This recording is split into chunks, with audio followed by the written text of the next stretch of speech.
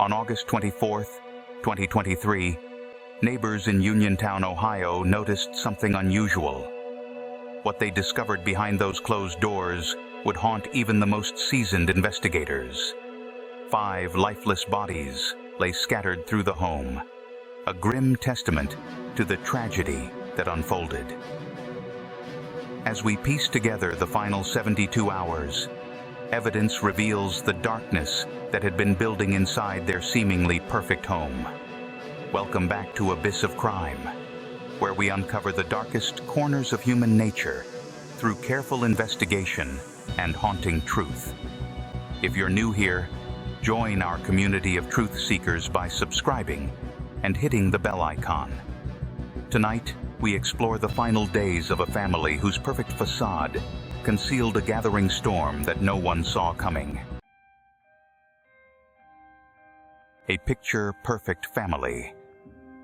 The Dunham family home at 2124 Carnation Avenue stood as a monument to suburban success. The 2-story colonial, with its pristine white siding and meticulously maintained flower beds, commanded attention in their quiet Uniontown community. Each morning, neighbors would watch as Melissa backed her Mercedes out of the driveway, her professional attire reflecting her status as a partner at BMF Accounting. At work, Melissa had carved out an impressive path. Since joining as a junior accountant in 2010, she had risen to partner through her sharp financial acumen and ability to connect with clients. By 2023, she managed the firm's most prestigious accounts from her corner office. The Dunham children left their mark on the neighborhood in distinct ways. 14-year-old Renee led her local Girl Scout troop with natural confidence.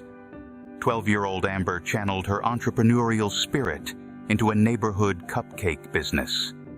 8-year-old Evan's basketball games drew neighborhood kids to their driveway, his laughter echoing down the street. Sarah Martinez, their neighbor, observed the family's daily rhythms. "Those children brought such energy to our street," she said. School records painted a picture of academic excellence. All 3 maintained spots on the honor roll, with Renee taking on student council responsibilities. Yet darker currents ran beneath this polished surface. Jason Dunham, a systems administrator at POS Highway, maintained what appeared to be a protective watch over his family. The security cameras he installed around their property raised quiet concerns. 4 devices on the front porch alone, each capturing different angles of the street and driveway. Text messages later revealed Jason's controlling nature. In the final 72 hours, his messages to Melissa betrayed an obsession with her schedule. Meeting running late or seeing someone else, he demanded one Tuesday afternoon. Home by 5:30. No exceptions, read another. The digital trail exposed escalating hostility. During Melissa's client dinners, Jason's messages grew threatening. "You're embarrassing this family," he wrote after one work event ran long. "Your priorities are all wrong." On social media, carefully curated photos told a different story. Family vacations, holiday celebrations, and achievements. A Father's Day post from June 2023 showed Jason with his children in matching t-shirts, their smiles bright. "Best dad ever," Renee had commented, words that would later take on a haunting significance. By late summer 2023, subtle changes crept through the Dunham household. The basketball hoop fell silent. Girl Scout meetings continued without Renee. Amber's cupcake business quietly disappeared. Behind those pristine white walls, their perfect family portrait was dissolving, though few noticed the transformation taking place. The first warning signs. In tight-knit communities, the absence of familiar routines reveals underlying changes.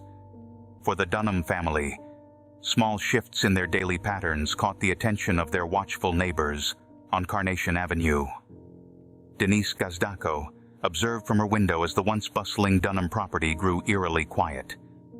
The children, who had been fixtures of neighborhood life, retreated indoors.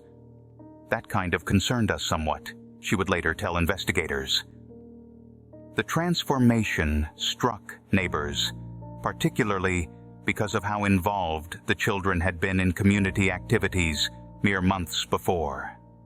The disappearance of small traditions marked the change. Amber's cupcake deliveries, which had brightened countless doorsteps, stopped without explanation. The familiar sight of her walking door to door with her decorated basket became a memory that neighbors spoke of with unexpected fondness. Rebecca Gyoker and other neighbors noticed the empty street where they once exchanged daily waves with the children at the school bus stop. You don't see that stuff nowadays, she reflected.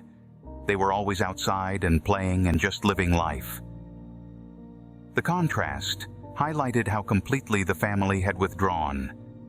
The Girl Scout troop noticed Renee's empty chair at meetings, while the basketball hoop in the driveway stood unused. Evan no longer invited passing children to join him for games. The corner of Carnation Avenue, once filled with the sounds of play, fell silent. Denise Gazdako's observation about Jason Dunham proved particularly revealing. While describing him as a nice man, she added that he was controlling. This assessment gained significance as the family's withdrawal coincided with Jason's increasing oversight of their daily activities. The security cameras that had initially seemed protective took on a more ominous purpose. By August, the family's isolation had become their standard way of life. The children's movements appeared restricted to essential activities like school. What the neighbors couldn't know was that these changes at home paralleled equally troubling developments in both parents' professional lives, where colleagues were beginning to notice concerning patterns of their own.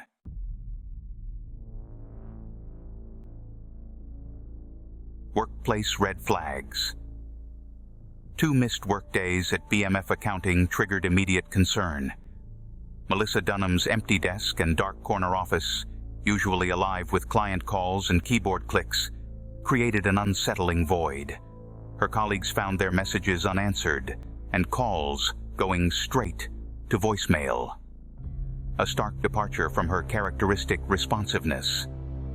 Sarah Martin, BMF's chief operating officer, highlighted the gravity of the situation. Melissa was an esteemed member of the BMF leadership team and a close friend to many of our associates. She would later say, her words heavy with emotion. Scheduled client meetings remained unattended, calendar entries serving as digital ghosts of appointments that would never take place. Meanwhile, at POS Highway, Jason's behavior shifted in subtle ways. His already limited interactions grew more withdrawn, a change that initially escaped notice in his sales and business development role. While Melissa's absence sparked immediate alarm, Jason's withdrawal manifested as a quiet retreat from his usual responsibilities. At BMF, Melissa's colleagues began piecing together a troubling timeline. Their shared observations revealed a recent pattern of distraction, though her professional capabilities remained intact. What puzzled them most was the absence of obvious warning signs. No heated phone calls, no concerning interactions that might have signaled trouble at home. Her final email to clients, sent days before her disappearance, maintained the same courteous and detailed tone she was known for. After the second day without contact, her co-workers' worry intensified. One colleague finally contacted the Uniontown police, requesting a welfare check, a decision that would uncover the tragic reality behind the family's silence. The professional personas both Jason and Melissa maintained began to crack in those final days.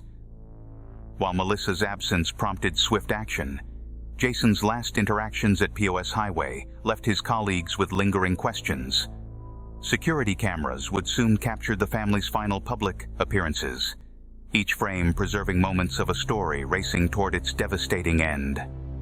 The disparity between their workplace behaviors, Melissa's sudden vanishing act and Jason's gradual withdrawal, pointed to deeper troubles at home.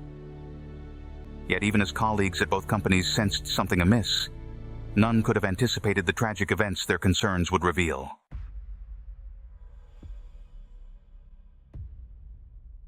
The Dunham family's final week unfolded across Uniontown with a deceptive normalcy that masked the darkness brewing beneath. Their routines continued unchanged at Lake Local School District. 15-year-old Renee attending band practice, 12-year-old Amber moving through 7th grade, and 9-year-old Evan sitting in his 3rd grade classroom. These ordinary moments took on deeper meaning in hindsight. Renee's band uniform remained pressed and ready in her locker, her instrument case waiting silently in the band room. Amber's art project sat unfinished on her desk, while Evan's arithmetic worksheet bore his careful pencil marks, frozen mid-problem. The family's public appearances grew sparse and mechanical during those final days. At local businesses, Jason moved with unusual precision, his movements at the gas station methodical, his stance rigid. Melissa pushed her cart through grocery store aisles, selecting items for meals that would never reach the table. A subtle shift had occurred in their demeanor. Jason's previously protective nature had intensified into something more controlling, his hand frequently gripping Melissa's elbow as they walked. The children stayed unnaturally close to their parents, their usual energy diminished. Where they once lingered in public spaces, they now moved quickly and purposefully, completing tasks with an efficiency that suggested disconnection from their community. Their final documented appearance showed the family entering their home on a Wednesday evening. Melissa carried groceries, the children held their school bags, and Jason followed behind, closing the garage door with quiet finality. This simple moment, a family returning home at day's end, marked their last public sighting. Behind this veil of routine, Jason had been laying groundwork for his devastating plan. The contrast between these mundane activities and his hidden preparations would soon expose the calculated nature of his actions, revealing how thoroughly he had orchestrated their final days.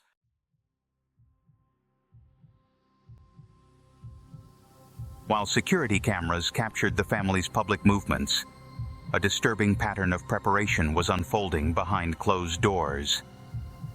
The foundations of Jason Dunham's plan rested partly on a specific detail. Both he and Melissa held valid concealed carry permits. This legal framework allowed him to maintain a handgun in their home without raising suspicion. What appeared to be responsible gun ownership masked a calculated element of his preparation. The police investigation would uncover that Jason's handgun, the weapon that would ultimately end 5 lives, had been obtained through proper legal channels. Chief Michael Batchick of the Uniontown Police would later confirm that Jason's personal handgun was used in the shooting, though initial investigations left questions about the exact sequence of events. The presence of the weapon, combined with the family's increasing isolation, pointed to a carefully orchestrated plan rather than a sudden act of violence. The lack of reported financial distress made Jason's actions even more unsettling. Traditional warning signs of family annihilation, bankruptcy, job loss, or mounting debt, were notably absent. The Dunhams maintained their financial stability right up until the end, suggesting Jason's motivations stemmed not from external pressures, but from a deeper, more personal darkness. The final day. As dawn broke on August 24th, the Dunham household stirred to life one final time. The morning revealed subtle departures from their usual routine. Missed calls, skipped appointments, and digital breadcrumbs that would later tell the story of their last hours together. Security footage captured the garage door opening at 7:15 a.m., then closing again without any vehicles leaving. At the local school, 3 empty desks marked the children's unexpected absence, though their backpacks stood ready by the front door at home. Melissa's office phone lit up with increasingly urgent messages. Client meetings went unattended. Emails remained unopened. Her final digital trace came at 7:03 a.m. "I'm not feeling well. Working from home today." In 13 years at her firm, she had never taken an unplanned sick day. The home's security system recorded the family in the kitchen around 7:30 a.m. Jason prepared breakfast, while the children sat at the counter, a scene of ordinary life preserved in pixels. At 8:17 a.m., Renee posted her last social media update, "Staying home sick today." The afternoon brought an unsettling stillness to the house. The basketball hoop stood unused, curtains remained drawn, and the family car sat motionless in the garage. Jason's final communication came at 2:45 p.m., a text to his supervisor. "Family emergency. Won't be in today." After that, digital silence descended over 2124 Carnation Avenue. No calls, no texts, no movement captured by the ever-watching cameras. Mail accumulated in the box and newspapers gathered on the porch. Small signals that something had gone terribly wrong within those familiar walls. The peaceful suburban facade of the Dunham home masked the horror inside until concerned colleagues requested a welfare check the next day. The scene police discovered would shatter the community's sense of security and leave neighbors struggling to understand how such violence could hide in plain sight.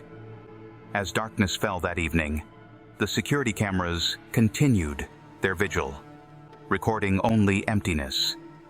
The house sat quiet and dark, its rooms holding secrets that would soon send shockwaves through Uniontown and force residents to question how well they truly knew their neighbors. A community's discovery.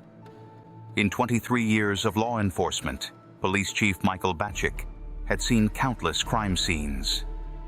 The scene at 2124 Carnation Avenue that afternoon would leave an indelible mark on even his experienced mind. Officers arrived for a welfare check requested by Melissa's concerned colleagues at BMF Accounting. The family car remained in the garage, visible through windows that reflected the summer sun. With growing concern, they enlisted neighbor Edmund Gazdico to assist with entry into the home. The locked door, once a symbol of security, now stood between law enforcement and a truth they dreaded discovering. Each step of gaining entry was methodical, accompanied by an oppressive silence from within. The scene inside would haunt even the most seasoned members of the force. 5 bodies lay in separate rooms, each bearing multiple gunshot wounds. Chief Batchick would later describe it as the worst scene he had encountered in his entire career. The impact resonated deeply with responding officers who had children of similar ages to the Dunham children. The investigation revealed that both Jason and Melissa had permits to carry concealed weapons. Jason's handgun, the weapon used in the shootings, was legally owned and properly registered.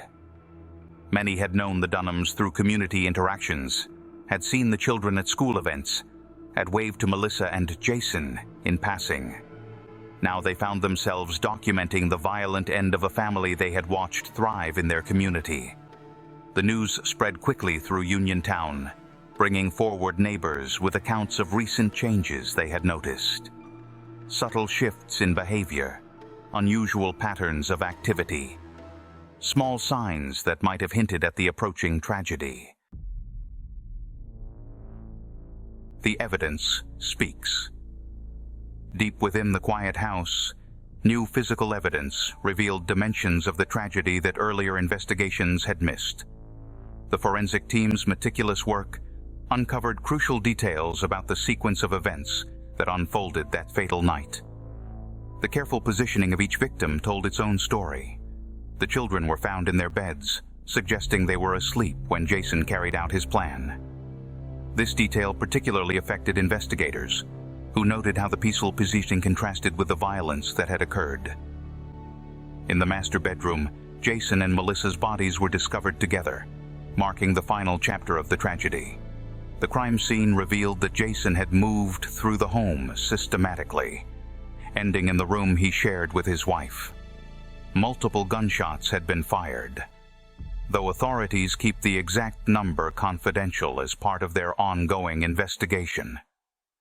The Ohio Bureau of Criminal Investigation brought specialized expertise to the scene, working alongside local authorities. Their combined efforts revealed new insights through advanced forensic techniques, blood pattern analysis, and bullet trajectory. Studies provided precise details about how events unfolded within each room. Fresh evidence emerged from previously sealed areas of the home, including items that suggested careful planning. While many details remain confidential, investigators confirmed finding materials that pointed to extensive preparation. These discoveries helped explain the gap between Jason's public persona and his private intentions. Conclusion. The Dunham family case reflects a disturbing reality in America. Family annihilation incidents occur every 5 days on average. Since 2020, at least 227 such cases have claimed over 700 lives, each emerging from circumstances that seemed ordinary to outside observers. At 2124 Carnation Avenue, the transformation happened gradually. Security cameras shifted from protection to monitoring. Social media posts portrayed perfect family moments while appointments went unmade, and neighborhood children played without the Dunham kids. These subtle changes carried weight that few recognized until it was too late. Their story reminds us that tragedy often develops quietly, in homes that appear unremarkable from the outside. The most crucial warning signs may not be dramatic outbursts, but the slow disappearance of normal family life, changes that become clear only in retrospect. Understanding these patterns offers our best hope for preventing future tragedies and protecting vulnerable families before violence takes root.